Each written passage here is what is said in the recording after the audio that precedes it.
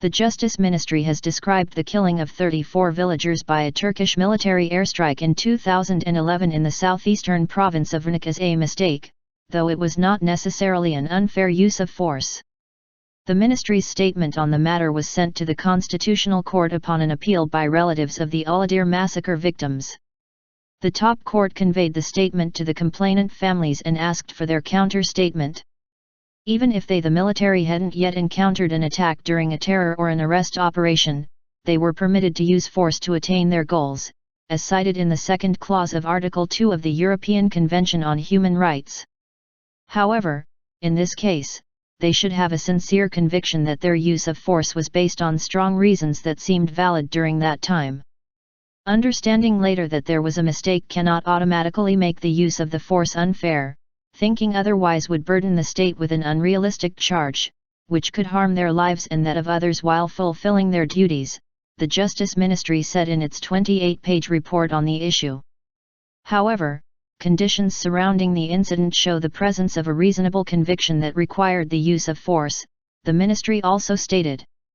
Article 2 of the European Convention on Human Rights covers the right to life.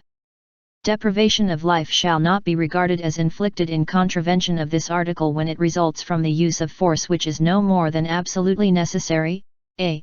in defense of any person from unlawful violence, b.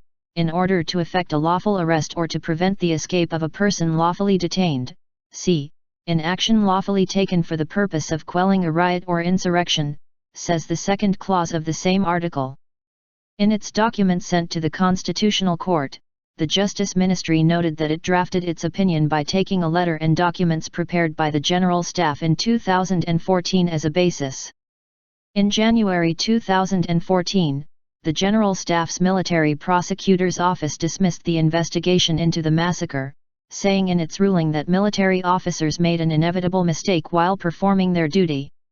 At the time, the families of the victims filed a formal objection against the military prosecutor's dismissal.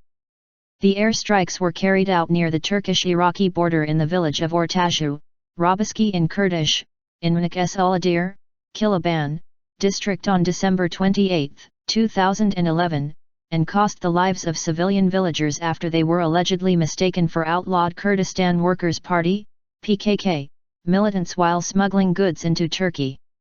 Compensation sent back to Prime Ministry account. It also emerged this week that the compensation sent by the Prime Ministry to the families in February 2012 was returned to the Prime Ministry's account, because the families refused to take it. Upon a decision by the Damage Assessment Commission of the Rnak Governor's Office, the total compensation of 4,182,000 Turkish liras was returned to the Prime Ministry's account.